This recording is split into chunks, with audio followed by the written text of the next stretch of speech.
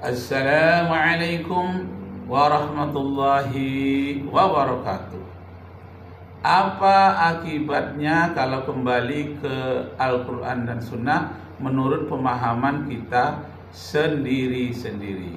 Akibatnya Piranda punya keputusan sendiri, kemudian Basalamah punya keputusan sendiri, kemudian Hakim Abdad keputusan sendiri, beda-beda semuanya, termasuk Abdul Qadir Jawas berbeda lagi sendirinya. Nah, berbeda-beda semuanya. Yang ada di Sumatera berbeda dengan yang ada di Jawa. Di Pakistan saya dapat informasi, itu orang-orang Khawarij yang mirip-mirip Salafi di Indonesia itu mewajibkan membaca kunut di tengah-tengah masyarakat Hambali di sana yang tidak berkunut. Nah, mereka mewajibkan kunut pula. Kenapa yang sukanya berbeda-beda yang seperti itu?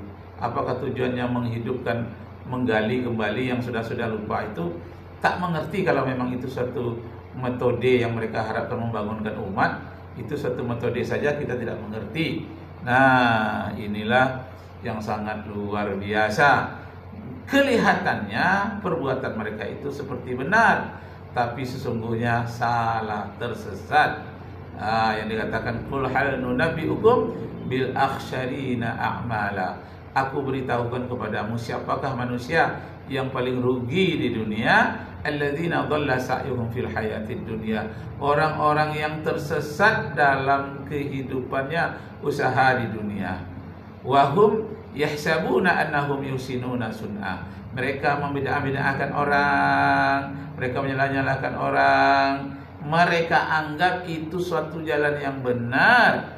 Yahsabuna annahum, mereka menyangka yuhsinuna sun'a, telah membuatkan sesuatu kebaikan, tapi sesungguhnya berbuat kesehatan. Kelihatannya seperti benar, tetapi sebetulnya salah. Maka kita berikan judul kajian kita ini benar dalam tanda kutip, tapi salah. Masya Allah, ini luar biasa. Kita dengarkan ini. Di Jawa perbincangannya lebih hangat daripada di Sumatera, daripada khususnya saya di Pekanbaru, Riau, Indonesia sekarang ini. Kita dengarkan bagaimana pula tanggapan orang-orang pesantren yang ada di Jawa dibandingkan dengan pesantren saya. Bukan dengan pemahaman ulama salaf sebagaimana jargon mereka. Ternyata mereka memang memahami Al-Quran dan hadis ini sesuai otak mereka sendiri. Ini akibatnya. Assalamualaikum warahmatullahi wabarakatuh. Alhamdulillahirabbil alamin, wassalatu wassalamu ala sayyidina Muhammadin asyrafil mursalin wa ala alihi washabihi ajmain, amma ba'du. Teman-teman semua, kaum muslimin, sahabat-sahabat Aswaja dan seluruh warga Nahdien dimanapun berada, saya doakan semoga Allah Subhanahu wa ta'ala senantiasa memberikan rahmatnya, taufiknya, hidayahnya, maufirahnya, memberikan kelancaran rezeki pada kita semua, menjadikan kita orang-orang yang beruntung di dunia ini, di akhirat nanti. Amin Allahumma amin. Amin. Lanjut Ustaz. Ini ada fakta menarik. Ternyata Pak Ustadz Malik Al-Azhari namanya adalah bagus. Seorang calo badal umroh ya. Ini status beliau. Alhamdulillah proses badal umroh untuk saudari dari saudari kita yang sudah meninggal. Masya Allah. Pengumumannya yang mau dibadalkan keluarganya yang sudah meninggal atau sakit, silahkan japri ke ini nomornya 082 ila akhirih. Ternyata Pak Ustadz Malik Al-Azhari al-titik-titik-wal-titik-titik-wal-titik-titik ila akhirih ini adalah seorang calo badal umroh. Saya promosikan teman-teman Aswaja dan warga Nahdien yang mau membadalkan keluarganya untuk umroh atau haji, silakan japri ya.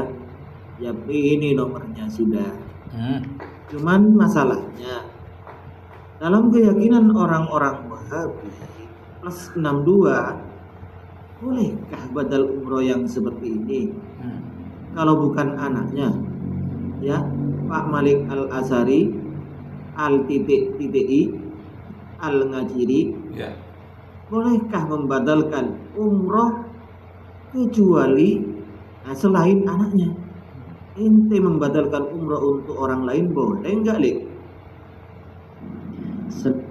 Dokter, benarkah bahwa blueberry penting untuk menjaga Wah, ini kesehatan ada mata? informasi Maka kesehatan. kita mengalami Nah, tekanan. kita lanjutkan, Dan hal- lewati. Assalamualaikum warahmatullahi wabarakatuh. Alhamdulillah wahdahu wassalatu wassalamu ala Wah. nabiyil ba'dah. Alhamdulillah sekarang saya berada di Tan'im pengambilan miqat dalam rangka membadalkan Seriana Rahayu Iya. tepat pada tanggal 11 Februari 2025 pada hari Selasa. Nah, tentang badal haji bagaimana? Nah, Dia mengumumkan barang siapa teman-teman ini, di antara teman-teman ini yang mau membatalkan keluarganya umroh, silakan hubungi dan jadwali dia. iya. Bahkan di-upload seperti itu, bahwa ini sebagai bukti bahwa telah memang benar-benar dibatalkan. Masalahnya, Pak Ustadz yang satunya lagi, Ustadz Abdul Hakim Abdan, Masya Allah. yang sudah didaulat menjadi ahli hadisnya Mas. orang-orang Wahabi plus 62 ini, ternyata bicara fakta lain. Apa itu? Kita dengarkan dulu. Nah. Pertanyaan lain, Assalamualaikum warahmatullahi wabarakatuh. Waalaikumsalam. Saya akan membadalkan haji orang tua yang keduanya sudah meninggal dunia. Ya. Yakni anak ini, anak boleh. Yang bukan anak tidak ada hadisnya. Oh. Karena seluruh hadis beredar Ya. anak yang menghajikan orang tua. Ya. Baik yang masih hidup tapi fisiknya sudah tidak kuat. Fisiknya bukan gak ada uang. Ya. Fisiknya gak kuat. Anak menghajikan orang tuanya. Atau yang telah meninggal, anak menghajikannya. Pertanyaan kedua, bolehkah saat saya membadalkan haji nanti saya membadalkan umrah orang tua yang tidak saya hajikan? Tidak. Karena perjalanan haji dan umrah itu sekali, pulang dulu nanti baru bikin lagi, tidak sekaligus. Seperti orang ulang-ulang umrah. Ada orang umrah, selesai umrah lalu umrah lagi ke Tan'im, umrah lagi sampai 2, 3 bahkan 5 kali. Ya. Ini tidak ada sunnahnya. Masya Allah. Karena haji dan umrah dari luar ke dalam. Kita dari luar masuk ke tanah haram. Malik Al-Ngajiri, dengarkan apa yang dikatakan oleh seorang ustadz Nah, yang sudah dianggap sebagai ahli hadis Nusantara oleh orang-orang Wahabi ini, yaitu Ustadz Abdul Hakim Abdan.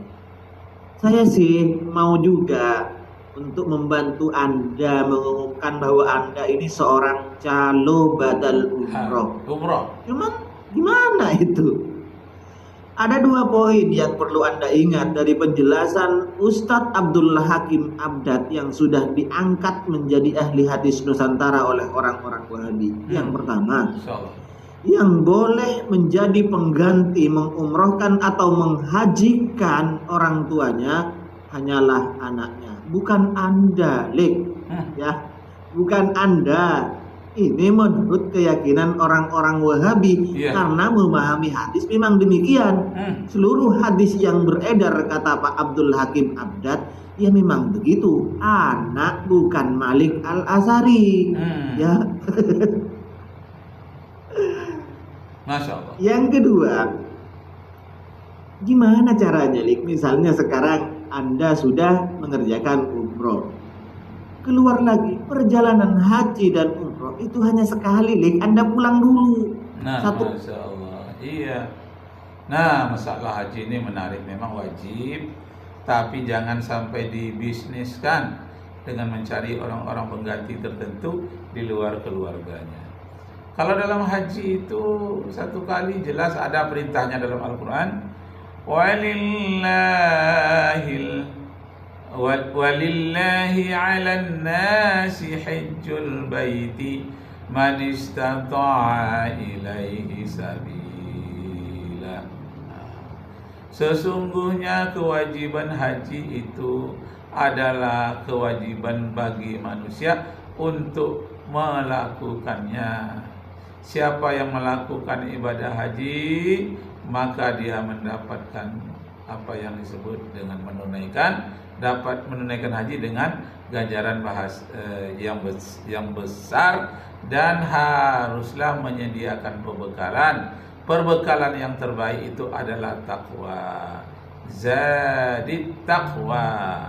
Al-hajju ashhurun ma'lumat, faman farada fihinna al-hajja fala rafasa wala fusuqa wala jidala fil hajj, wa ma taf'alu min khairin ya'lamhu Allah, wa tazawwadu fa inna khayra zadi taqwa wattaquni ya ulil albab.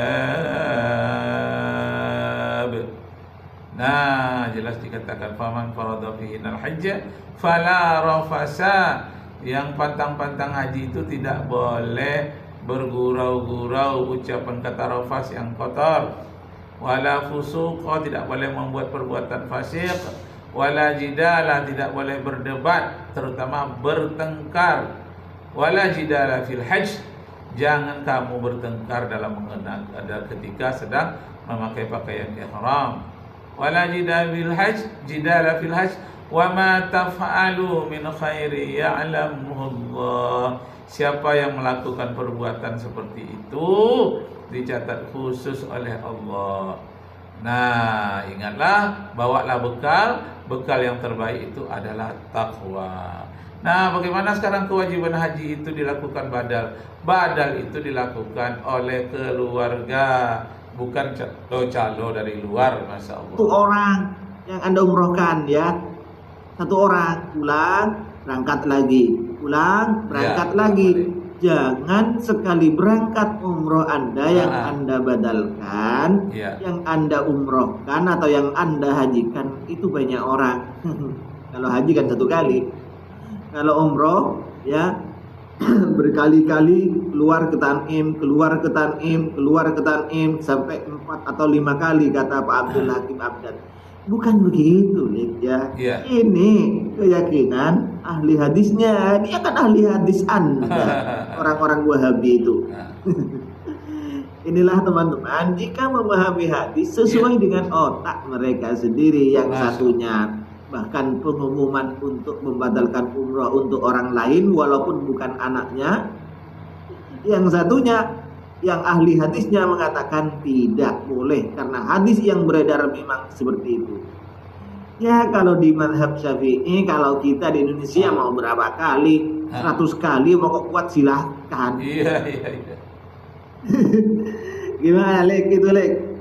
Alik Malkaciri, gimana itu? Apa Anda mau diskusi dengan ahli hadis Anda itu sendiri? Gimana? Ayo, Lek. Masya Allah. Jadi berkali-kali badal haji menurut Imam Syafi'i boleh. Nah, Bapak Ibu saudara-saudara sekalian, masih panjang, nanti kita sambung lagi dan kita akhiri di sini kembali membacakan ayat Al-Qur'an. Walillahi 'alan nasi hajjul baiti man istata'a ilaihi sabila faman farada fihinna al-hajja fala rafasa wala fusuqa wala jidala fil hajj wa ma taf'alu min khairin ya'lamuhu Allah wa tazawwadu fa inna khairaz zadi taqwa wattaquni ya ulil albab. Arju minkum afwan in wajadtum fiha khata'at. Wabillahi taufiq wal hidayah. Wassalamualaikum warahmatullahi wabarakatuh.